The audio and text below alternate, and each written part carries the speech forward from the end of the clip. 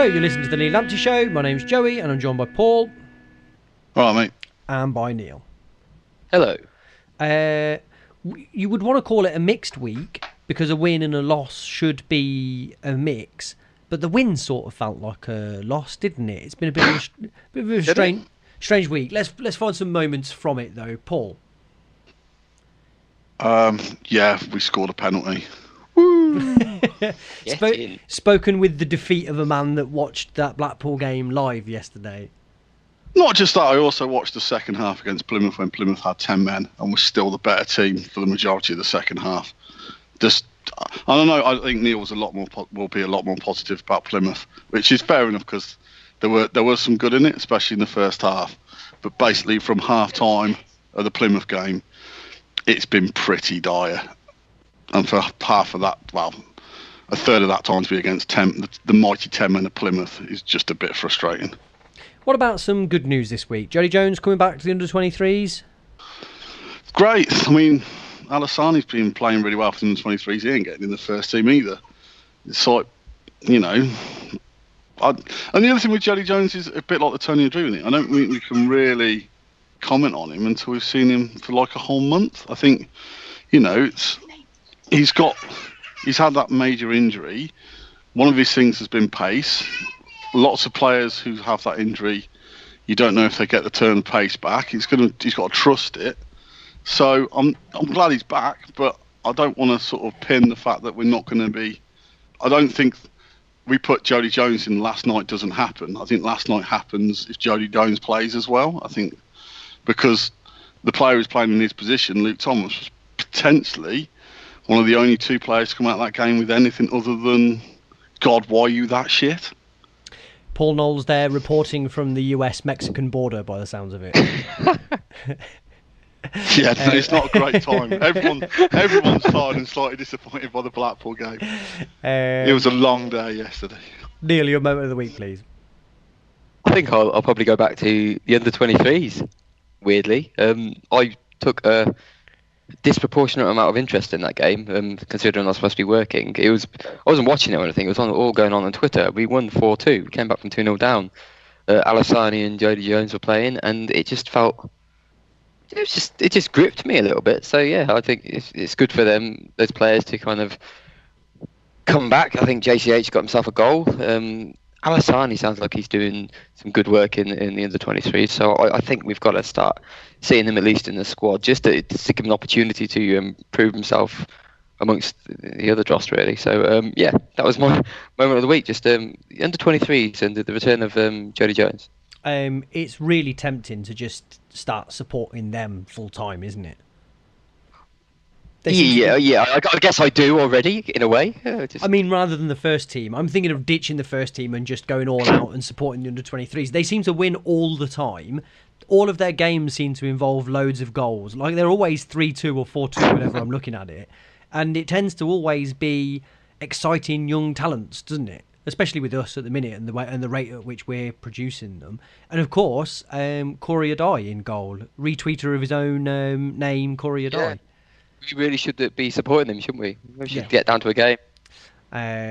Maybe we should have sponsored his under-23 shirt instead. Don't know if they've got a program for that. Yeah, we'll stick another 20 quid in if we can get the under-23s one as well. I am going to go for... Now, I'm having my cake and eating it a little bit here because for the last few weeks, we've ended up sticking the boot into CWR a little bit and then going, oh, we shouldn't be so horrible, but I am going for it again this week.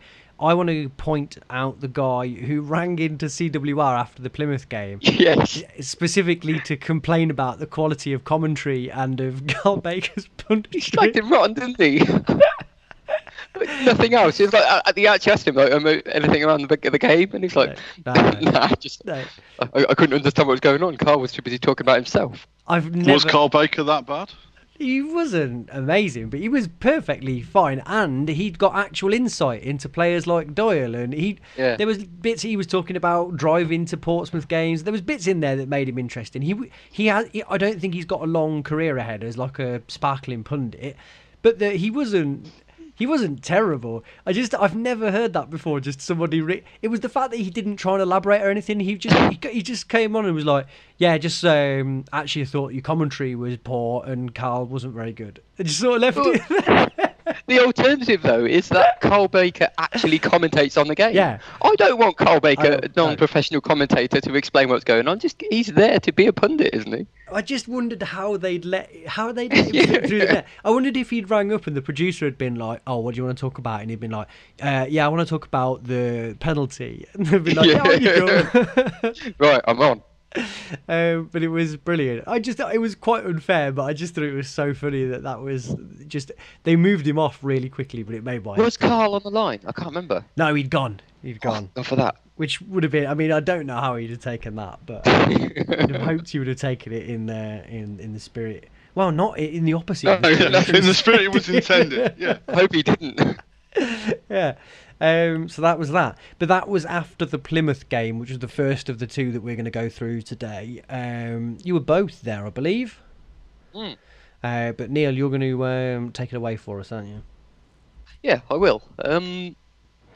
This was my second home game this year, and I'm still in that stage where I'm trying to be as rational and sort of as pragmatic an early season as possible. So I went into it kind of not expecting perfection, not expecting any sort of cohesion, but wanting to see us starting to kind of settle down a little bit in the way that we play.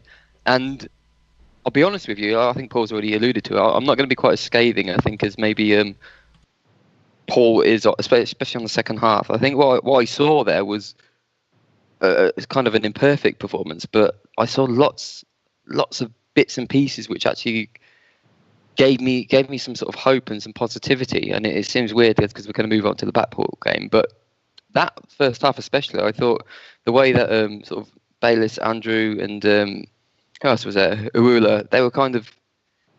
There was kind of a nippiness about them. They seemed to be on the game. There were some nice touches. It wasn't all coming off, and I'm not going to make out that we played particularly well. But what I was trying to look for were kind of signs that the team was starting to gel a little bit, and I did see that. I mean, you had Mason on the left, who it seemed to have been getting into his stride. I mean, I think we all realise that his crossing needs a little bit of work, but as far as being available and being a willing outlet, and he certainly is one, and I've been quite impressed with him since he's come in, and I thought it was a good performance from him as well. I mean, we went with exactly the same team that started, except for Bakayoko was up front in place of Biamu, so rather than the first team that started the first game, we made that change. I'm still working on Bakayoko, still trying to understand that guy, quite where his maybe football intelligence is. I think that there's obviously some reasons why you'd want him in the team. Lots of them are sort of physical. That's a weird thing to say. But yeah, I kind of see why and also we paid money for him, so you've got to kind of throw him in there. I'm still struggling. Do you? What's that? Sorry. Do you?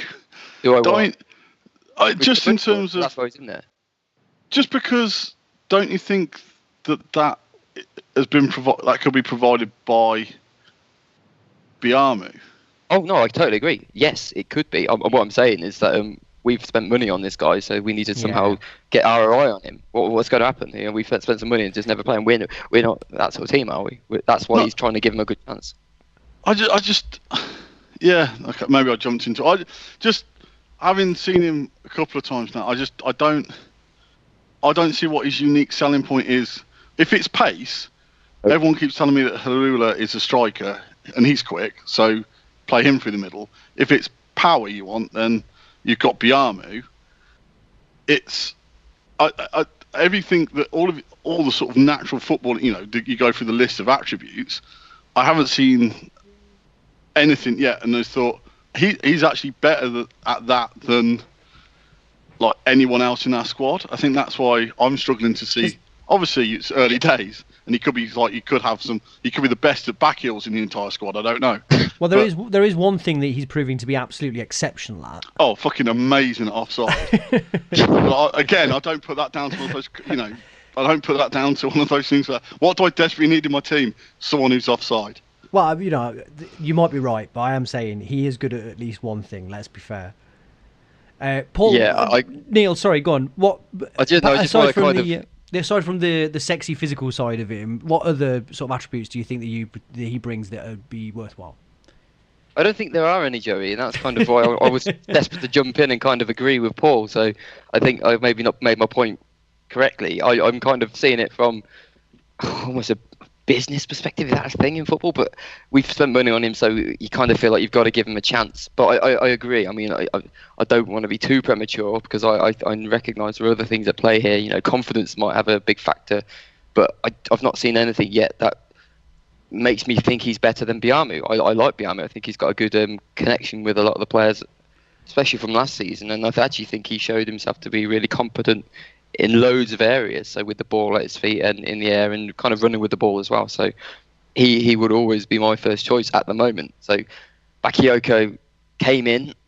He scored the penalty. I've got to say, wasn't the most competent penalty I've ever seen. It went in the net. Good on him. But I think I made the point after the match. That's not a sustainable thing. Him taking penalties. I don't think that was more kind of, you're going to score some penalties rather than him actually proving himself to be pretty good at them. So I'm glad he got the goal. I think the hope was that would give him some confidence and he'd start to kind of move on from that. I think unfortunately he's not really sort of showing anything else. I think my biggest concern is kind of the footballing intelligence.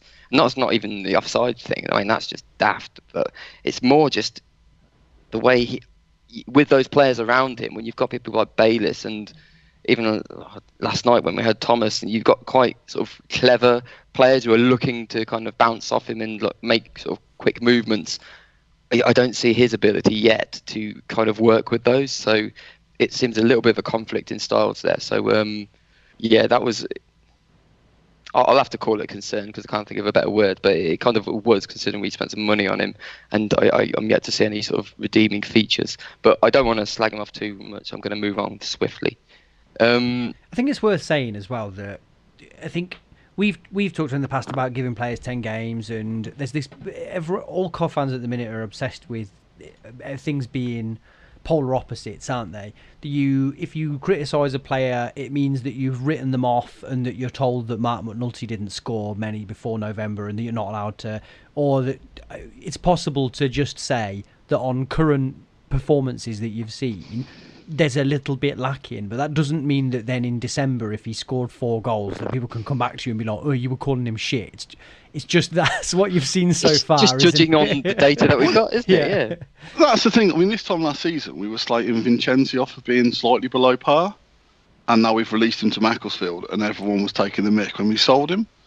So I think this got my goat a bit over the last couple of games. It's like all you can do is basically say what you saw, and Bakayoko hasn't played well in the 2 games.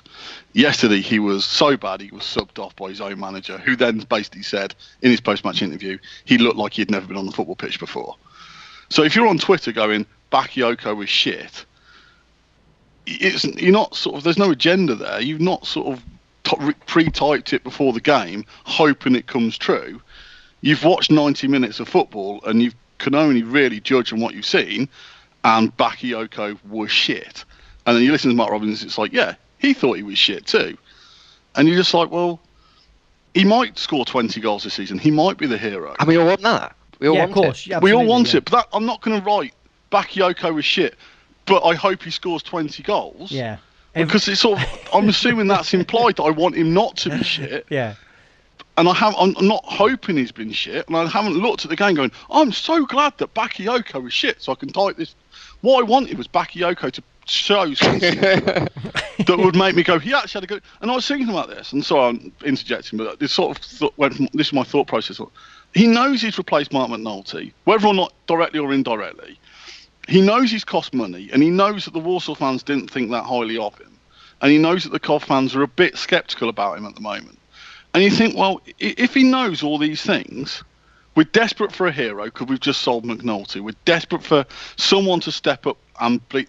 You would have thought, what would go for your thought process then? It's like, I'm going to work damn hard because this is my point now. This is the point where I'm going to have my most leeway. If I have a really good game today, if I really I've been dropped basically after Saturday. I'm out the team because they brought in Biami. So, if Biami plays well, there's a chance I might miss Saturday. He's gone down injured. This is my big chance. And you're just thinking, what's got to be going through your head now is like, I'm going to be so good that I'm not going to be dropped again. And you're like, you've been so bad, your own man just subbed you off again with 20 minutes to go because you've been that bad. And you're like, that to me, the lack of, and a couple of people have said this about yesterday's game, was it felt a bit like a season. The players didn't seem to be taking it. There didn't seem to be that impetus and that seriousness. And Bakayoko is one of those players. You literally could have been playing out with the kids. It was just like there was no sort of gumption, no heart, no desire, or not just that, just like no awareness of the situation he was in. And that worried me more than any. Players miscontrol the ball all the time. That shit happens. It was just like that whole feeling of like he doesn't actually seem to be that bothered by the fact he's playing shit. Sorry, I interjected, but that didn't annoy me yesterday. No. It was very, very fair. Paul, Neil, pick it up from there. Plymouth, you were saying you were slightly more positive about. Yeah, and that was really because I still felt that there was lots of sort of neat moments between the players, and I could see quality in there at points. I'm not going to say it was throughout and it was constant, but there were definitely sort of moments, and kind of what you try and take from those moments is that actually if they can do these things in sort of isolated moments, then actually they can probably do them a little bit more regularly. They've got the capability there. So I was pretty pleased with the first half. I mean, we still haven't scored from open play, which is a thing, so we need to kind of find a way around that. But I was pleased with how kind of the team was set up, and there was a lot of, and Bayliss was showing himself to be the quality for footballer that we know he is.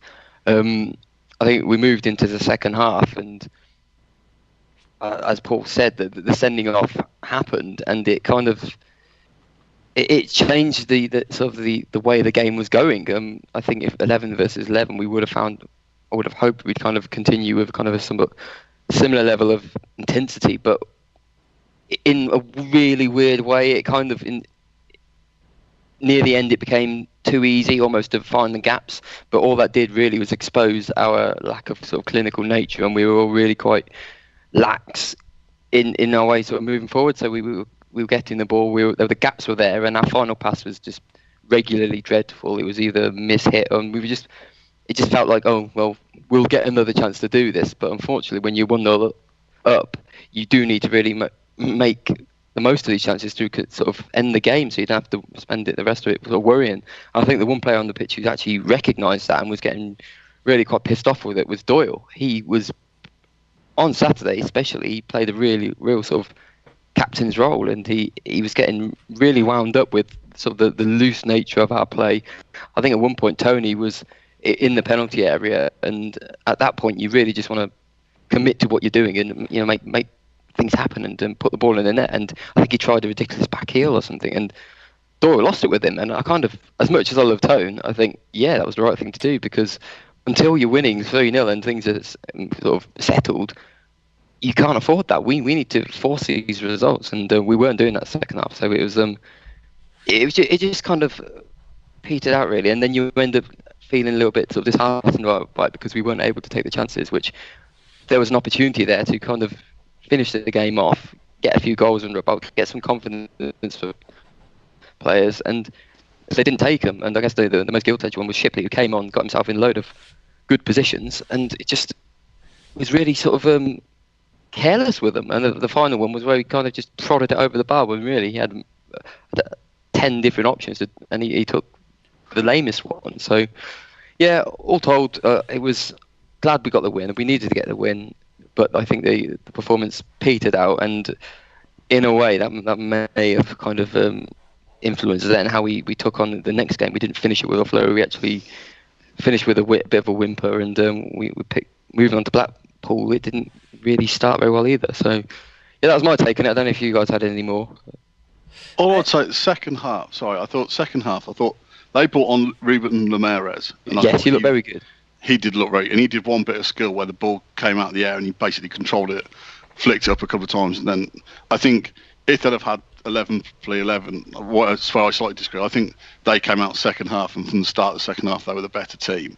And if they'd have played 11v11, I think he'd have continued to find that space, which the was it Holmes did for Scunthorpe, where just behind us midfielders, where he caused us damage. I think Ruben Ramirez was finding a lot of joy in that location, and Plymouth missed an absolute sitter where the guy was like 10 yards out, centre of goal, really should have scored, and he managed to just balloon it over the bar. I thought our defence in that game individually made a lot of errors, but collectively bailed each other out.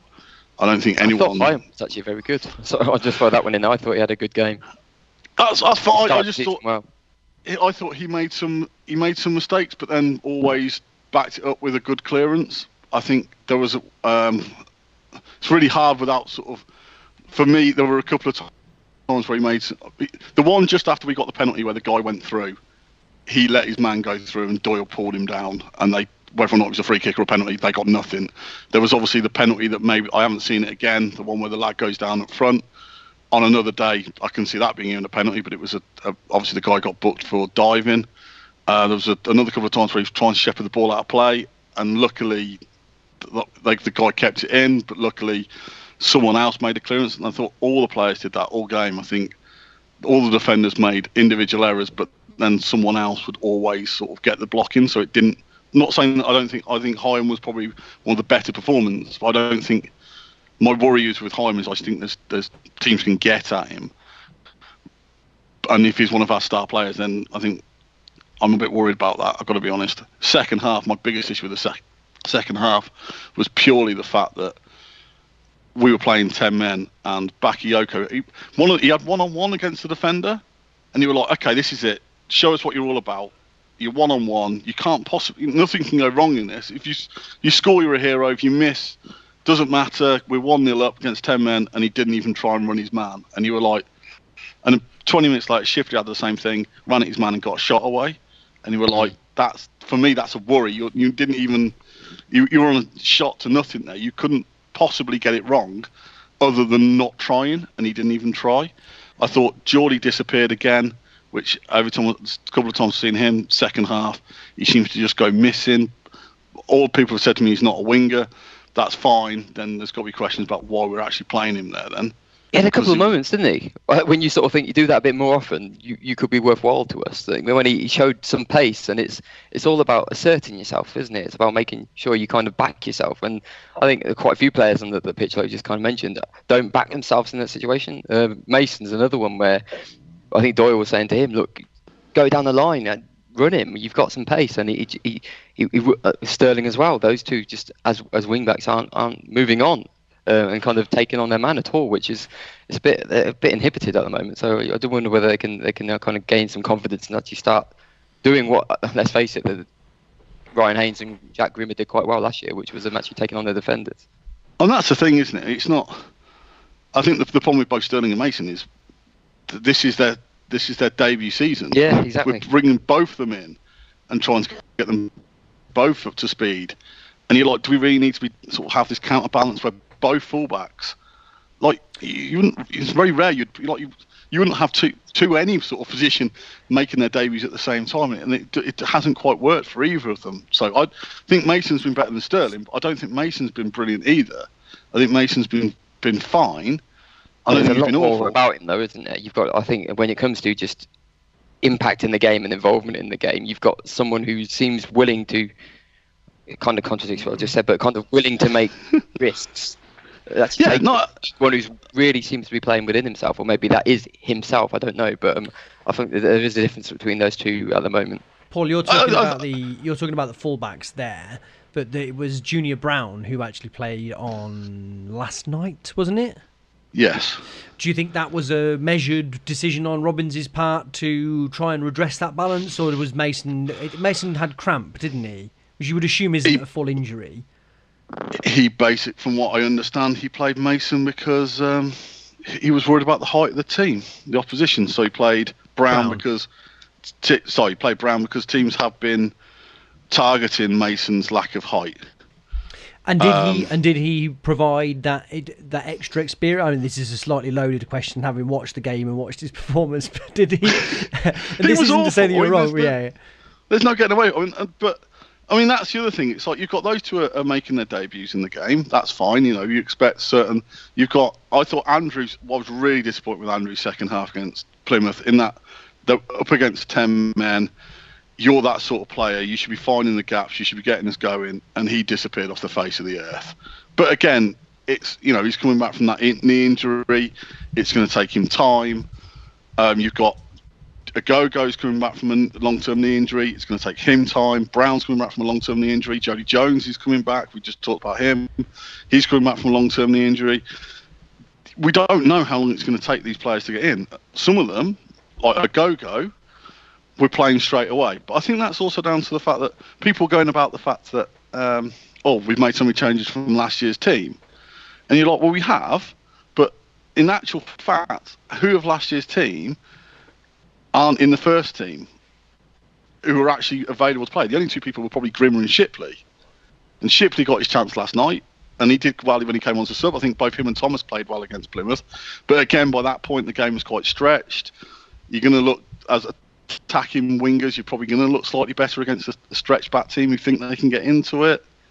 So I think the thing with the Plymouth game for me, as I said, was just the fact I thought second half, after the first half where I think we were the better team, and if not deserving of our 1-0 lead because we didn't really have many shots on target, we were still the better team.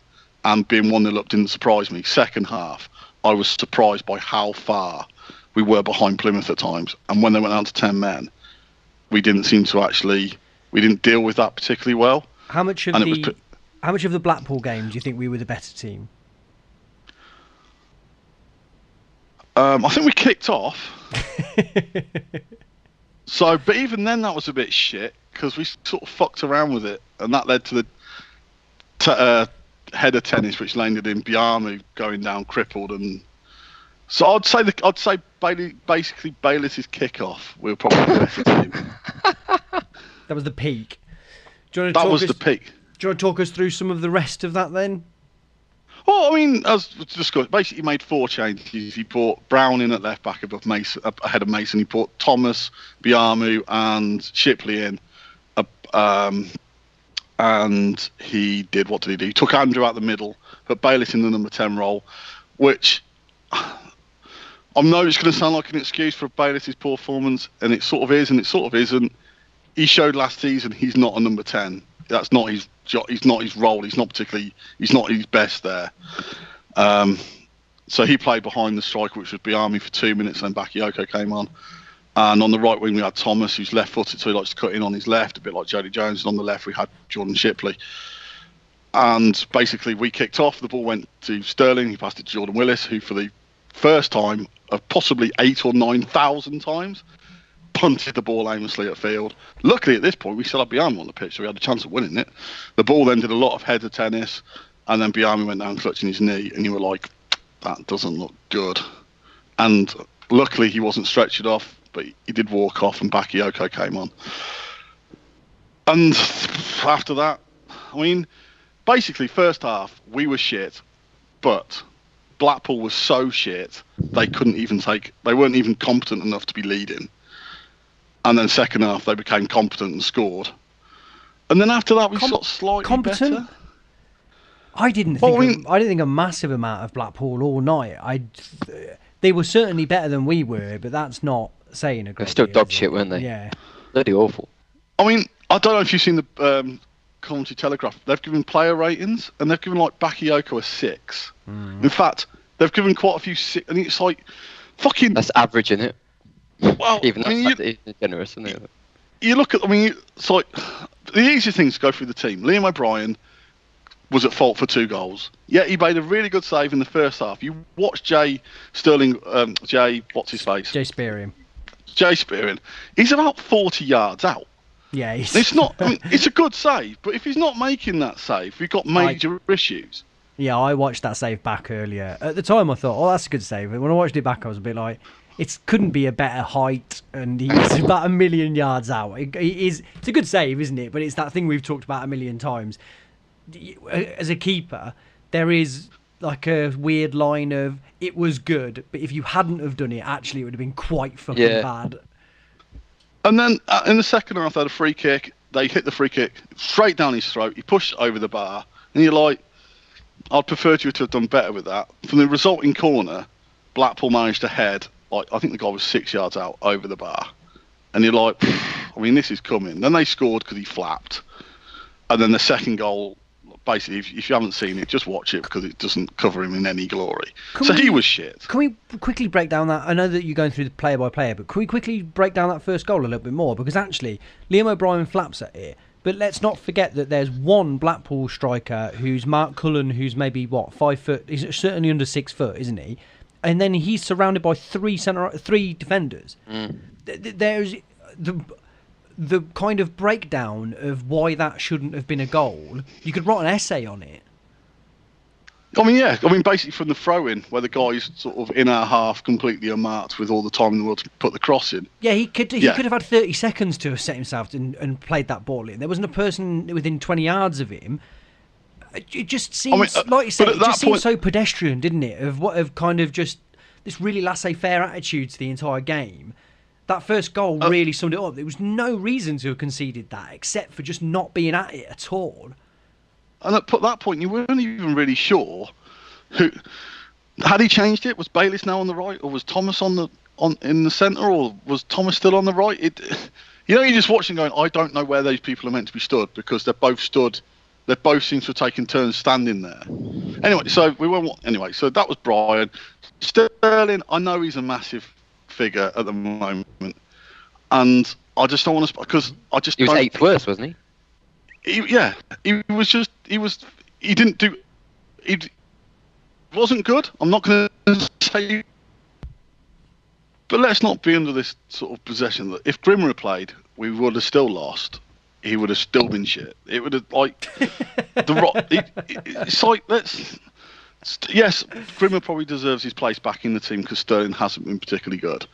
But let's not be under any impression that Sterling was the reason we lost yesterday or had anything to do with it. It's like he was a minor player in the catastrophe that was going on around him.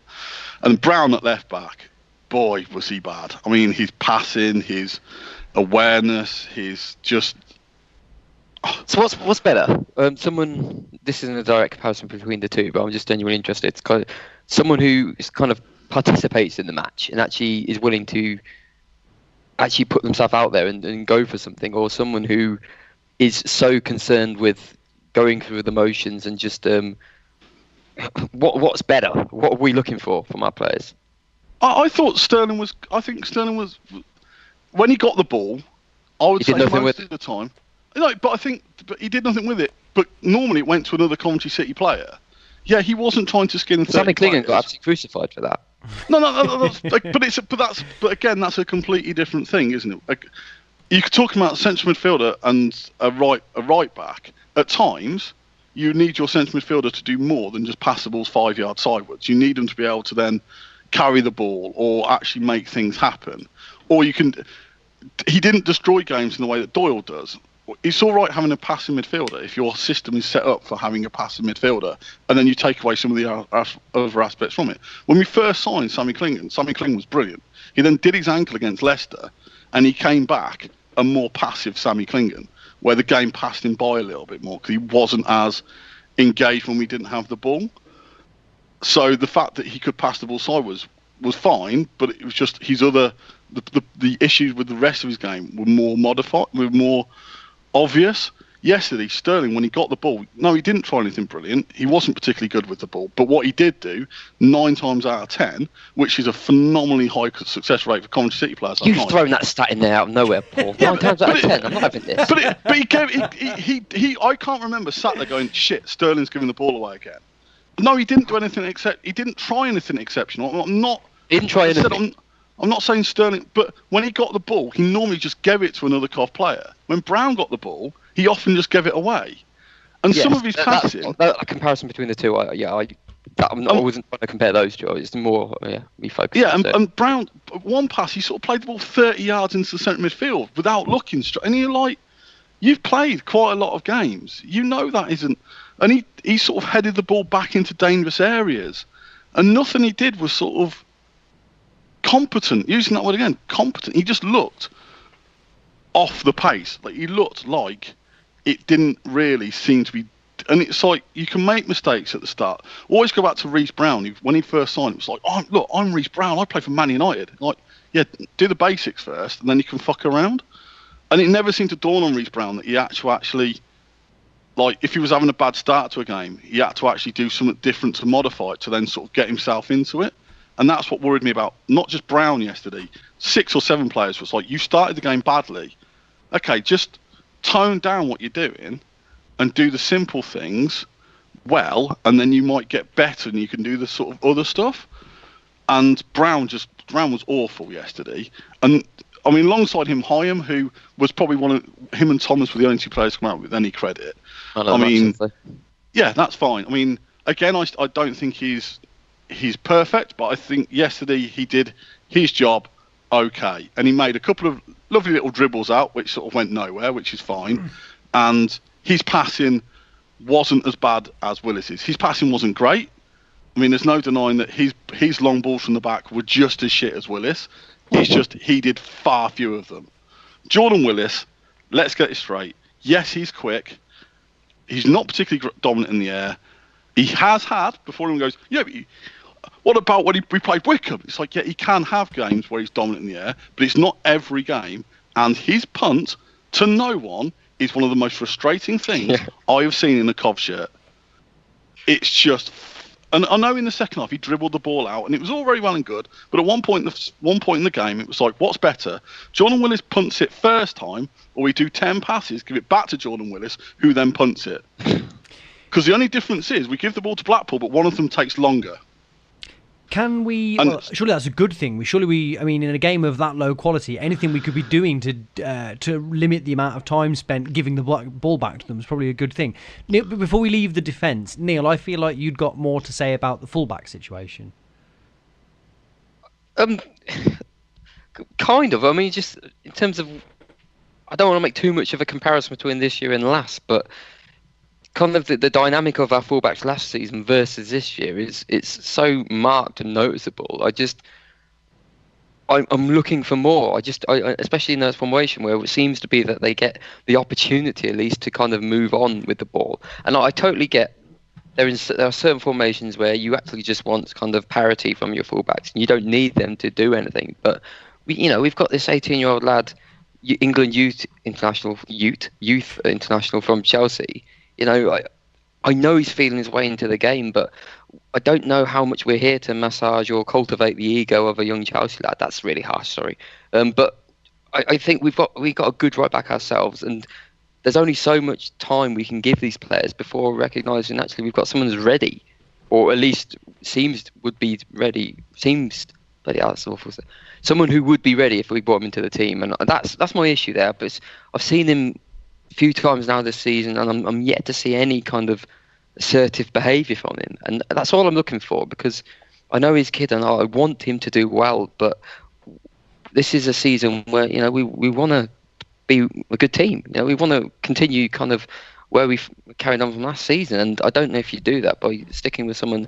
He needs to step up, basically. I think he needs to start to kick on and actually prove that he's ahead and kind of a competent right back for a first team, because at the moment there isn't a comparison between him and Grimmer.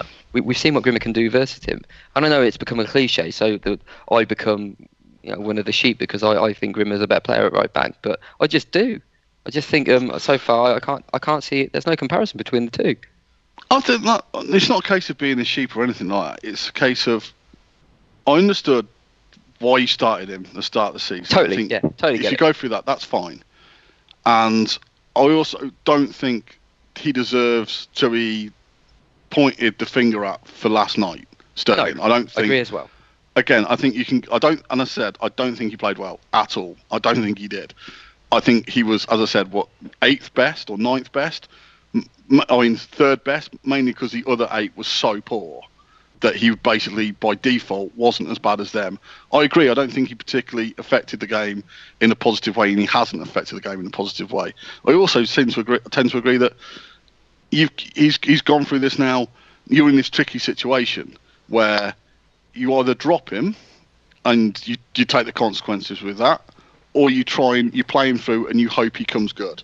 There's no guarantee he's going to come good. We've all seen these players from the Premier League loans who don't work out, who are meant to be, you look at Bryn Morris, who was like, we signed, I know that he wasn't in the Premier League at the time, but it's like, this guy's like England captains, like 16, 17, 18, 19, 20. This kid is going to be, and it's like, where's he now? I think he's at Darlington or something. It's like, just because you're a fucking genius as a kid doesn't mean fuck all. It just doesn't. So I accept that, and I think Grimmer's probably is deserving, for understanding him particularly cover himself in scoring against Oxford, but I don't think anyone could complain, and I think a lot of people will rejoice if Grimmer comes back in on Saturday. And I don't think, as I said, even for the balance of the side, not having an experienced kid at right back probably wouldn't do us any harm at the moment, because the main thing, one of the other things come out yesterday is, as you both said, Blackpool were awful, like truly awful. And if you're going to if you're going to be bad yourself, at least keep a clean sheet. At least, against AFC Wimbledon, we kept a clean sheet. At least against Plymouth, while I thought Plymouth were the better team second half, I don't think they're going to be pulling up any trees. But at least we kept a clean sheet. I know Sterling was part of both of those performances, but I think just maybe that bit more know-how isn't. I have no attachment to Sterling over anyone else. I don't really care. I just want Coventry to win. That's the point, isn't it? And I'm sorry to cut you off there, but that's really what I'm getting at. I don't feel very sentimental about football players that much. I love them when they do well, and I loved all the team last year, and I really enjoyed the connection. But my only concern is Coventry City doing well, and playing the players that I feel can do that best. And that's just one specific example where I feel like we're not making a very logical decision there. But it's not me overly sort of sentimental about Grimmer. I just want us to improve as a team. I wanted us to go from where we were last year to this year, and so far all the signs suggest that element isn't improving the team at all. Yeah, I mean that's the thing, isn't it? It's a bit like, sorry, go back to Liam O'Brien for a second. We discovered last season that Burge is better than O'Brien. We all knew this last season. We went through this little spell where we played Liam O'Brien, and he made the same mistakes he's making this season, and we went back to Burge. And it's like, well, if you know Burge isn't going to be fit to start every season, sell him and bring in someone who can bloody start the season. Or, just as soon as he's fit, put him back in the team. If he's on the bench, that could have been O'Brien who went down after 2 minutes. If he's on the bench, you're on the bench, you could potentially play 90 minutes of football, as was proven yesterday. Potentially, if Bakayoko hadn't been so shit and subpar. So if you're on the bench and if you're fit, and if Burge is our first choice goalkeeper, which I think most Cov fans think he should be, then as soon as he's ready, you put him back in the team. And then, sorry, we're going to midfield. I thought Doyle was awful, and the thing with Doyle was he did one thing in the second half where he actually broke, or it might have been the first half. First half, he broke up a little bit of play, and you were like, well, actually, and he was. It just doesn't have the time. By the time he'd made the tackle and then looked up to make the pass, he'd been robbed of the ball. And you were like, that's the issue. This is, go back to this thing. People are talking about, our last season's heroes. We finished 7th in a pretty shit division. Or was it 6th in the end? 6th in a pretty shit division. End, yeah, a lot of our players were just above average or good League 2 players. And most of the time they were playing shit League 2 players. Now, in League 1, they're average to below average League 1 players playing against other average to below average League 1 players. You don't have the time. You can't make the same mistakes, because what happened last season you don't get punished for. This season, you're playing against slightly better players who can make those things. When you make a mistake, they can hurt you. Why? Two things. One, why do we assume that they are average to below average League 1 players? And secondly, didn't we say that the most marked drop off of any league that we've fallen through so far, in terms of quality, was the difference between League One and League Two. Like nothing. League Championship to League One, I was surprised at how different they were. I thought they'd be much more similar than that, but they were two different leagues. But nothing like League One and League Two. League Two is the absolute pit compared to League One. And I keep hearing this, that we've got an average League One. Have we? Isn't it possible that just we've shot our load a little bit and gone, oh, we're going to finish 10th next season? And actually, we should maybe remember that we finished 6th last season, and we unequivocally haven't signed the striker to replace McNulty. Bakayoko might end up being that player, but if he does, it'll almost be by accident. He's not got a pedigree to be that guy, is he? I don't know almost whether, and I should be careful here because they should never be, last night wasn't okay, but I do wonder whether we're sort of overstating how good we are. I'm playing devil's advocate to a certain extent because I'm not sure I totally believe that, but I do believe it to an extent at least. I do think there's assumption that we've got a League One squad. I'm not sure where it's come from because we've barely even seen most of the players yet.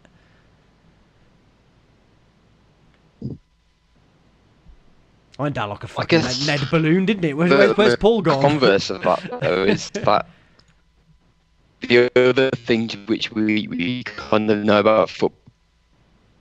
I will come. I was going to come around to it. I definitely get the point because we are all guessing at the moment. Point where we didn't put that league away, so there's nothing to say that team sort of pound is suddenly just going to up its game and become a League One team. I get that point. I guess where I was trying to go with it was there's other things at play. So the whole notion of a winning team momentum, all these things we know through watching other teams, that confidence and kind of togetherness as a team and familiarity amongst everybody has kind of proven to be quite important in football over the years. And that you would like to think could have been kind of transferred or could potentially still be transferred into this league to kind of give you that edge. And then Robbins' task was to kind of enhance that and kind of supplement everything we had there with maybe drops of quality within the team too. And that's how it works. And we've seen it throughout the years when you get these teams jumping league to league because they kind of remain and then they just drop in the right players.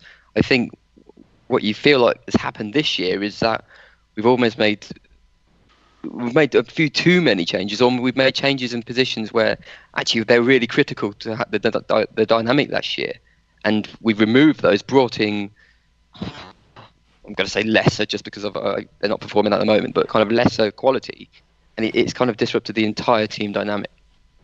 But the problem is, obviously Doyle, let's be honest, I rate Paul Cook slightly higher than I rate Mark Robbins. And you call me a heathen if you want. Portsmouth got promoted and he dropped him. And you were like, that man probably knows what he's doing. He wanted to come back though. I think that's a really easy sell for Paul Cook, isn't it? It's like, I can get rid of Doyle. Mr. Naive here. Because he wants to go back to Coventry. And I don't have to play him in League. And it's like, Doyle was in League Two for 3 or 4 years. People don't tend to go from League Two to League One or any division go higher at 36, 37 years of age. And he's going to have good games. People will talk about, he had a really good. He will have good games. Players have good games. They also have shit games. And my worry with Doyle is, will teams just be able to just? And as I said, the first home game, what Scunthorpe did, who are getting thumped tonight, is they basically put on that lad who played behind him and Agogo, and we couldn't deal with it. And on Saturday, up until the sending off, they brought on Ruben Ramirez, who played in that gap behind Doyle and Agogo, and he was running the game for a little bit, and we couldn't cope with it. And the player got sent off, and they had to change their system.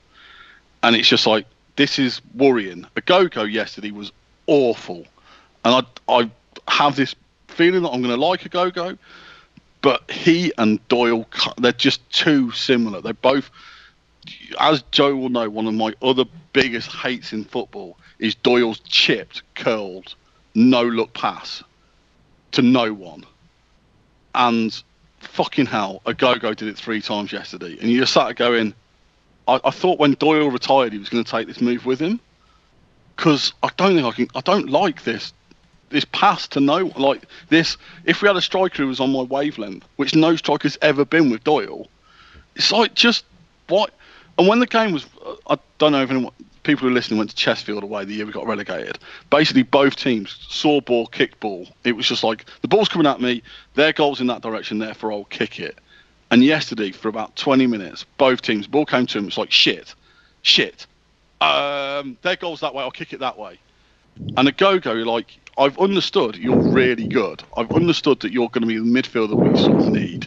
The ball's come to you, the first thing you've done for 5 touches is basically just kick it towards their goal without any idea of what you're aiming at. And you're like, that's not helping here. We're playing 4-2-3-1. Surely the point of having 3 in midfield is that you get the ball down and you move it. If you're not going to do that, play 2 up front and play long ball. I have no issue with that, because I understand that this division, at this level still, the defenders are going to make so many errors. You 2 up front is going to not give them the chance to get round and support each other. You can actually hurt teams by playing 2 up front, like we did when we had Clark and Wilson, when they both got 20 goals. It's like we don't have to play what Premier League teams play or Barcelona play, because we don't have the players. So we don't have to play 4-2-3-1. What we could play is 4-4-2, because we're not going to play against teams like Blackpool played 4-2-3-1 yesterday. They didn't dominate the midfield either. They don't have a Xavi or an Iniesta. They have a Jay Spearing, who's all right-ish, but all he wants to do is basically pass the ball sideways. You don't have, we're not combating against teams who are going to have 80% possession. So why the fuck are we playing like we're going to be playing against teams who are trying to dictate the game through the central midfield? It's just baffling. It's just like, we were at our best last season playing 2 up front, because Biami won the flick-ons, McNulty scored. When they both played up front on their own, they weren't as good. So why do we think that Bakayoko is going to be as good as those 2 combined, when he's never been that? And then Bayliss was shit. I don't think he's number 10, but he was shit. Luke Thomas looked good. Jordan Shipley was shit. I think he deserved his chance, because I thought he came on and did really well against Plymouth, but it just didn't work for him. Some of his passing was just horrifically bad. Just like, again, I've got the ball, what do I do? There's a player over there, I'll just kick it. You got to try and control it. You've got to give them some chance of retaining possession. And then up front, Bakayoko, who was either offside or just shit. And not even offside in that, Huckabee was offside. Do you know why Huckabee was offside? Huckabee was offside because he kept trying to run on for 3 balls and he was offside. When Willis has got the ball and he punts the ball up front for the 15th time, and Bakayoko's going to win a header against their centre-half for the 15th time, and that 15th time, he's coming from an offside position. Why is he in an offside position, Joey? Why? What the fuck is he expecting? I really don't know. At one point in the second half, basically, we were watching him. He was 5 yards offside. Doyle played a through ball, and he ran after it like he was on. It was like, if you've got no awareness of where you are on the pitch, that you actually didn't think you were like 5 yards offside. Like, and when he got subbed off, there was some ironic cheers, and I'm not going to say I was one of them, because I wasn't, and I'm not going to say I agree with them, because I don't. However, we've had this discussion quite a lot.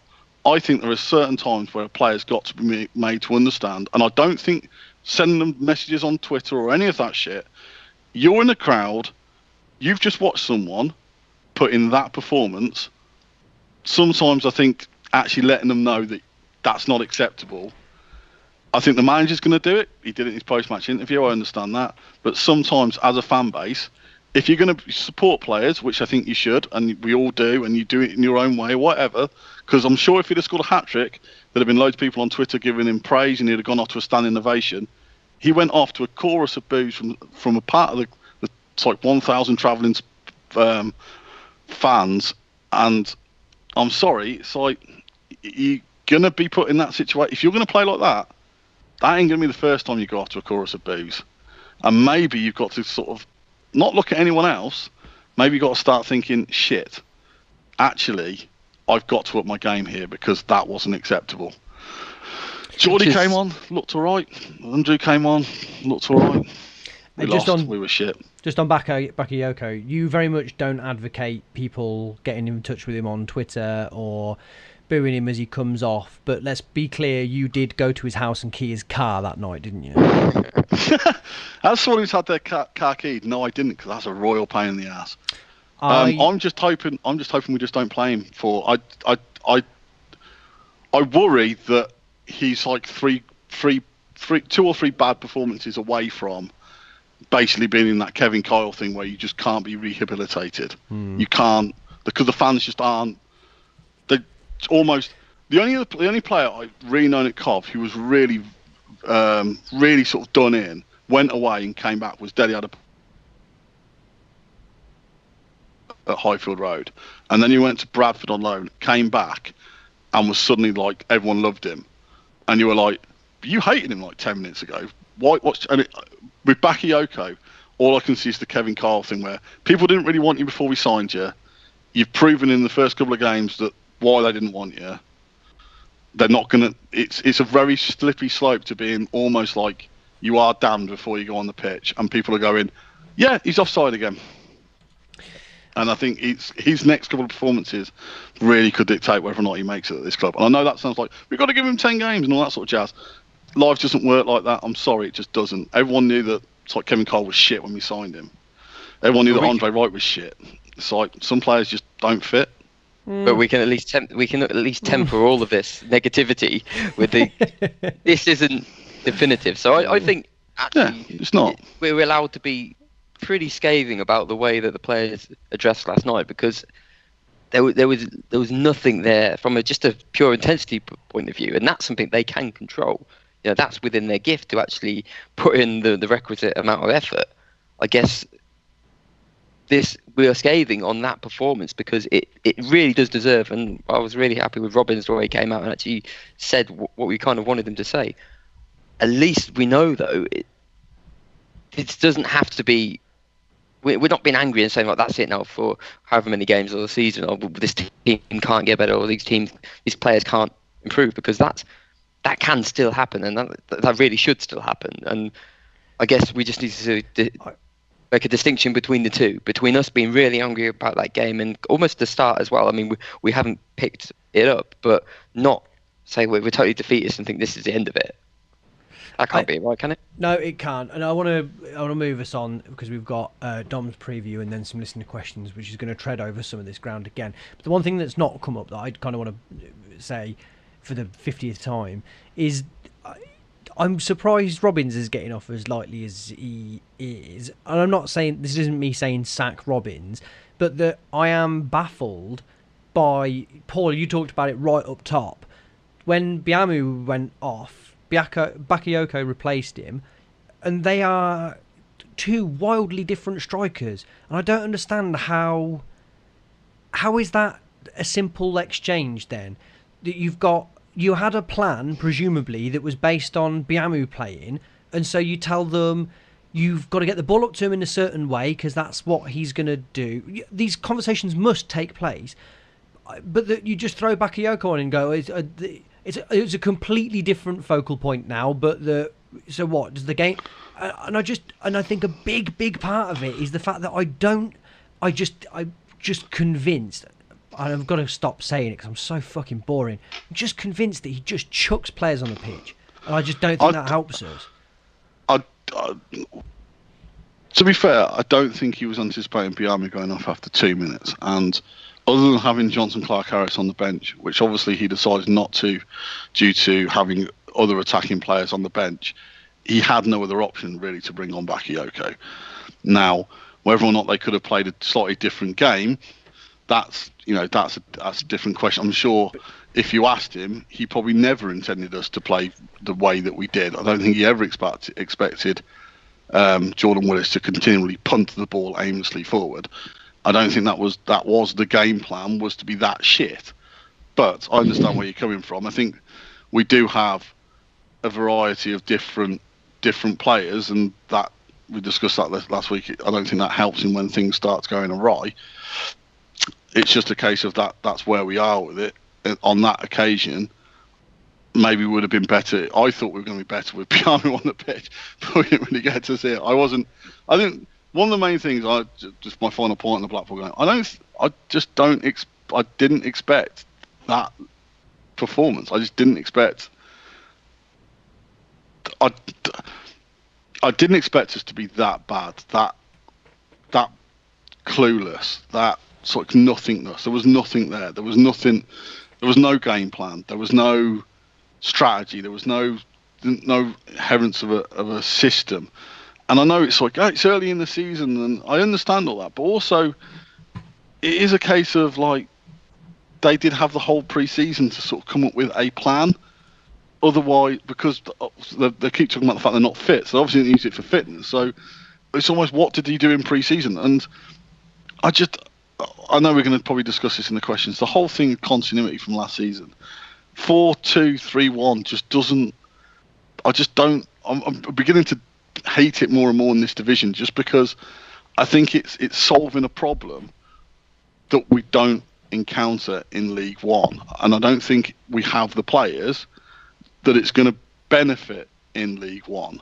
So I think it's more of this is what the cool kids do. Let's do what the cool kids do, more than this is the players I have. This is a system that's going to get the best out of them.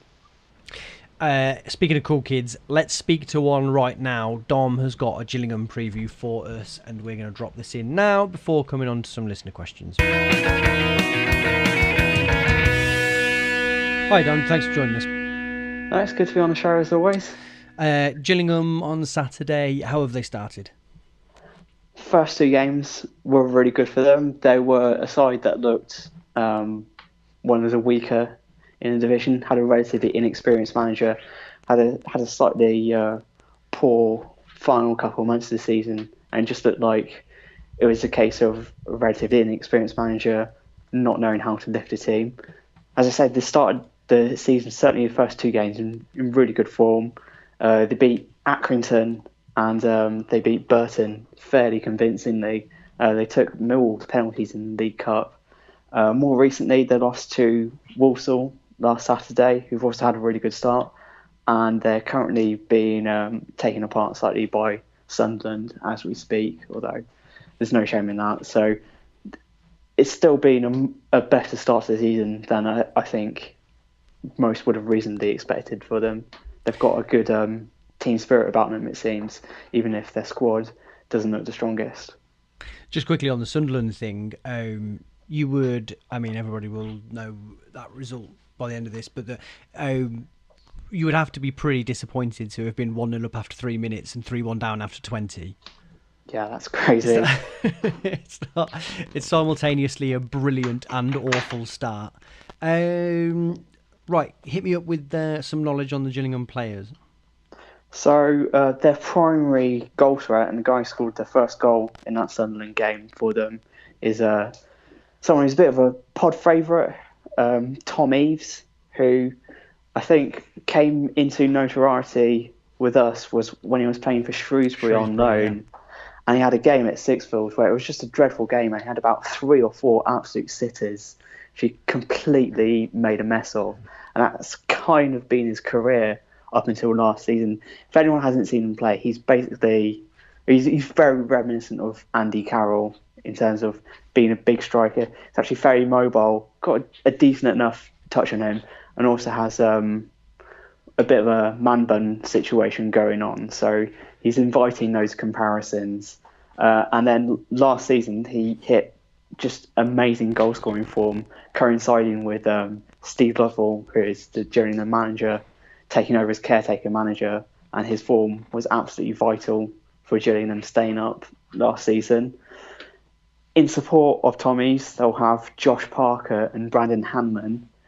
Josh Parker is quite an interesting character. He started off in the QPR Academy, then had a spell in Eastern Europe before coming back to England, and he's been a decent signing for Gillingham. He can play out either as a winger or a striker, and he's just sort of a technically decent footballer who got into double figures for goals for them last season. And Brandon Hanlon, who looked like he was going to drop into non-league over the summer, and basically the only reason he was picked up by Gillingham is because Steve Lovell was his youth coach at Charlton, and he seems to have figured out how to get the best out of him. He's quite a big striker, hard-working, he's got a decent turn of pace on him. He probably should have had a couple more goals than he's scored already, but he's someone who works really hard and can be a real thorn in our sides. Just more generally, they're a very energetic and hard-working team. Another name that might pop out for you is Regan Charles Cook, who is one of Reece Charles Cook's many brothers. I think Reece Charles Cook's older brother, Anthony Cook, has played in non-league quite a lot and is a decent player at that level. But Regan Charles Cook seems to be the best of the Charles Cook brothers. And he's another sort of energetic, hard-working player, set up a few goals for them already this season. And then in defence, they've got Gabriel Zakawani and Max Amer, who are two big, fairly experienced, commanding centre-backs. And then in goal, they have Thomas Holly, who is a Czech, I think former youth international, but he's definitely Czech. He's 6'7", and he's been one of the best goalkeepers in League One over the past couple of years. So they've got a lot of physicality at the back, including in goal.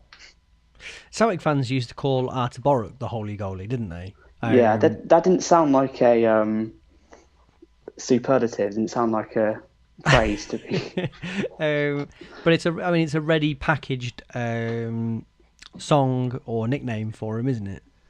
Yeah, definitely. He's properly set himself up for that. Okay. How do you think we'll get on Saturday then? I think it's going to be a real difficult game for us. From what I've seen of June and thus far, they know what their limitations are and they know what their strengths are, and they've got a very clear plan about them. And quite a lot of it is around getting the ball into wide positions and getting crosses in for some big physical strikers, which I think in particular is going to be tough for us to deal with based on the way we've defended for much of the season, where we look very prone to teams who can overload us on the flanks and we don't look too smart at defending crosses. So I think this is going to be a really tough game for us. I can see us losing this 2-0. Yikes. Okay. Right, thanks for joining us, and I'll speak to you again next week. Okay. Thanks, Dom. Okay, right, I'm going to fly through these, so let's go for some brief answers where we can, and I'm going to try and edit my way through these as I go. Andrew Russell, who, Paul, I assume you were with last night? No, I wasn't. Oh, you're not? Okay. I didn't realise he was there. Sorry, Andrew. In light of last night's debacle, what's the worst Sky Blues performance you've seen? For him, it was Walsall away, 4-0, Easter 2013. I think I was at the cinema that day. Neil. Notts County away when Jack Grealish played against us. Oh, was that Notts County? Yeah, remember it was, that? yeah. We had Dylan McGeoch playing, didn't we? We lost 3-0 on an absolute bog. Turgid, horrible match. Paul? Chesterfield away when we had Kevin Foley making his debut. That was just... it was just... It wasn't the fact that we were awful because we were. It was the fact that both teams were almost incoherently bad at football, and we still managed to lose.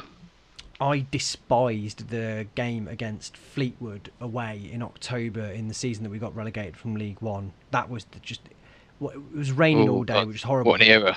But that was the absolute pits. That was in that run of not winning in the first 10 games, but that was the absolute nadir. Question from Stu Richards, giving this one to Neil. Did Bakayoko miss the offside rule lesson at football school? And is it too late to learn? I was personally unaware that there was a football school, but I'm excited to learn about its existence. I was unaware there was a lesson on offside. I just thought it was like a natural... You just knew. Don't you? I don't ever remember being taught. It just happens. So probably did miss it if there was a lesson. I don't know if it's something you can learn later in life. I doubt it. Paul from Joey Coombs. In a go-go, have we somehow managed to find a defensive midfielder who is worse at passing the ball than Doyle? On a par with, yeah. I mean, I'm still standing by. A go-go is a far better player than I saw yet last night. It's a bad night for him, is it? Yeah, it just, yeah. So I'm going to go with, not at the moment am I going to make any sort of clear definitives on whether or not a go-go is horrific at passing, but even on his best game I saw him from, which was his debut, I still thought his passing was it was behind players a bit, and I think that's what's killing our fullbacks. Sorry to sort of go on a little bit, but what I thought killed our fullbacks yesterday and again at the weekend was because our centre backs aren't particularly good at passing. Sometimes they make quite good breaks forward, and this applies to both right and left.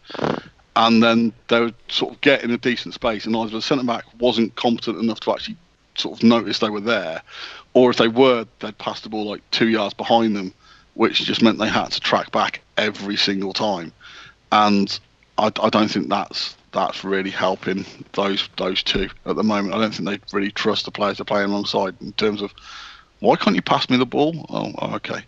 But yeah, no, Agogo, I'm sure will get better. He's got to. I would just add something that I mentioned to you last night is one of my favourite players of recent years is Roman Vincelo, but I wouldn't have wanted two of them in central midfield. Part of the joy of him was that he then gave the ball to Fleck, and Fleck used it. And I do wonder whether we really need to be playing Doyle and Agogo together. If ultimately their problem and if their strengths and weaknesses are winning the ball back as being the strength and the weakness is then, using it, having them next to each other is futile, isn't it? Surely, because it just means that. I'm saying the same thing over and over again. As I said to you yesterday, is also the fact that Cayley and Doyle were similar. Agogo and Doyle appear to be exactly the same. Yeah. Question for Neil from Ewan Rowe. Was Shipley that good on Saturday, or did he just find himself in space against 10 men as they pushed up looking for an equaliser? A little bit of both, I think. I think he did bring a liveliness to the game, and I think you have to still find your way into those positions, I think. So yeah, he earned the start. I think he came on and he proved that he was keen to get into the match. He didn't actually end up doing anything ultimately with the ball, but no, I think it's a bit of a mix really. He's earned the start, and I think he's very much part of the squad. He just needs to get a bit more of an end product, I guess. Thank you. Question for Paul from Ned Wilson. Now that Robbins has dished out a nuclear bollocking in public like he did after Lincoln at home last season, what do you predict will be our margin of victory in the playoff final? I'm going to go for 3-0. Very good. Neil, one for you. I'm giving this to you because I think it might make steam come out of Paul's ears. This is from Matt Evans. Just over a week until the loan window is up. Should we bring anyone else in, or do we have enough players to manage? More players, please. More players, please. I want another striker. Actually, I kind of do want another striker if Biam is injured. I see our transfer policy at the moment as being exemplified by that bit of The Simpsons where Bart imagines that train powered by dogs. Yeah. Where they're just shoveling dogs into that fire. If we just keep throwing them on, eventually we'll have enough power. Question. Well, Tom Davis has got an illness as well, hasn't he? Yeah, I've read he might have glandular fever, which is debilitating. So Robbins was going to sort of wildly hope that we went through the season the first 5 months of the season only needing 3 centre halves, and might not be right. Don't forget that we've got the Football Manager fallback. That any time that you fall under the amount of players that you need, the universe produces a Jordan for you to throw in. So we have got a fourth in Jordan Thompson. Paul, question for you from Mr. Chilton on Twitter. Starts with, "Hey guys, love the pod. Let's have more tweets that start like that, please." My question is simply, what's happened to Johnson Clark-Harris? He scored in the under-23s. I think we've signed players who Robbins rates higher. We've signed too many. He can't fit him in. That's all it is, isn't it? No, but obviously he thinks they're better than him. Otherwise, they would be in the 23s, and Johnson Clark-Harris would have been coming on after 2 minutes for Biamu yesterday. I would like to think that he's going to be on the bench at least on Saturday. But there again, same could be said that Ponticelli probably... We're going to need to make a decision on Ponticelli in the next couple of days, because either he's not really anywhere near the first team either, so we'll either send him out on loan or we sort of Maybe play him every now and then. Two players who I think have got the most cause to be super pissed off at the moment are Grimmer and Johnson Clark-Harris. And Grimmer looks like the sort of chap that it wouldn't be too bad to piss off. Johnson Clark-Harris, not quite so much. Question for this week's pod. This is for... Oh, actually, no, Neil, it's your turn. And this is very much a Neil question here from Ian Cooper. Doesn't everyone need to calm the fuck down a bit? I like the way he's put that, including the swear word. That was good. I guess. For the judging the season, yes. Last night, I think it doesn't harm. Actually, I think they needed it. Let's go mental after last night, and then calm down when we win again on Saturday or whenever we play. Paul, question from Jordan Williams. Always good to hear another Jordan. Do you think Jody could potentially play up front in front of Tony to run onto those through balls when fit? Our style of play is not suited to a number 9, but more of a last man kind of attacker. Do you agree? Mo Salah. You've got to then have someone in midfield who can transition the ball when the game breaks down. And at the moment, with the Go and Doyle and the two centre halves we have, I don't think we're ever going to be able to be that good on the ball that we don't need a striker who needs to win at least 15 headers every 20 minutes. So, in answer, I'd love, if we were really, really good, then yeah, you can play Jody Jones up front. As we're not, you're probably going to need to have someone who can win a header in the team. A couple of presumably rhetorical questions. One here from Kevin Newey. Should persistently being flagged for offside become a bookable offence? If so, I don't think Bakayoko would have made it even as far as his substitution last night. And another couple here. One from Disco Beatles simply asks, "How you doing?" And one from Angry Michael Doyle, who we clarified in the end wasn't Tom Davis, disappointingly, albeit that I still think he does have parody accounts under his employ. He asks, with the problems with the strikers, is it time to recall Stuart Bevan from his loan? I'm going to point that at Paul, obviously. Oh, yeah, God, yeah. I mean, I've not since Bevan played himself, I've seen a striker beginning with B be that awful. Not since recently last season have I seen a player beginning with B up front play that badly. Question from Joseph on Twitter. Can you speculate on potential causes for the entire team being unable to pass on the floor until we conceded the first goal? They're not very good. That'll do. Steve Fount says 4-4-2 is our way forward. Discuss, chaps. We've discussed the heck out of that, so we can move on. Steve J asks, how many will say that they've always said we'd turn it around and supported MR throughout? I don't get it. No, I'm not too sure. I think we've got to turn it around. I think that was a sort of double question, was sort of what point will people sort of forget that we ever said their season was in trouble when we turn it around? And then that's everybody, always. Yeah, I mean, I think on this pod, I don't think I'm going out of on a limb to say none of us are 1,001% behind Robbins. He's the man. I think we all appreciate the fact he got us promoted and he deserves probably this season.